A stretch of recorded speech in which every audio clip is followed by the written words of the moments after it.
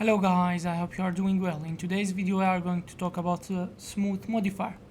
Let's go add a plane, and in the plane let's go to the edit mode and subdivide it to maybe 20. Okay, so what I'm going to do is that I'm selecting different vertices or vertices. Okay, and G, Z.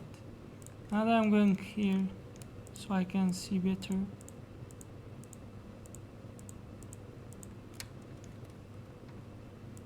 Something like this. Okay, so I'm going to give a subdivision modifier, and let me put this 2 down.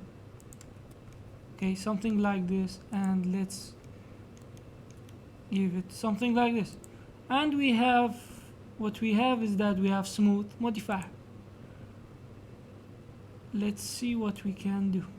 You see, let's apply this subdivision and we can work with this one.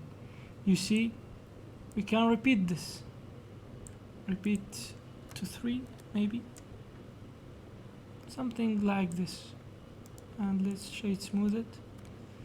And in Y and X axis we don't have too much effect. Why? Because these vertices are going up, so that's why we don't have any effect. Okay, if it was here, let me show you something. X, where it went. Okay, let me in X axis. If this one was in something like this, we could go with the Y axis like this. Why? Because right now we should do Control A all transforms, and then it will change. You see, so now the Z axis, in the Z axis it will not work, in the X axis right now it will work. You see why this happens? Because these vertices are in X axis. You see, that's why it is working. And we can give it repeat. Okay, or give here repeat, so it'll be something like this.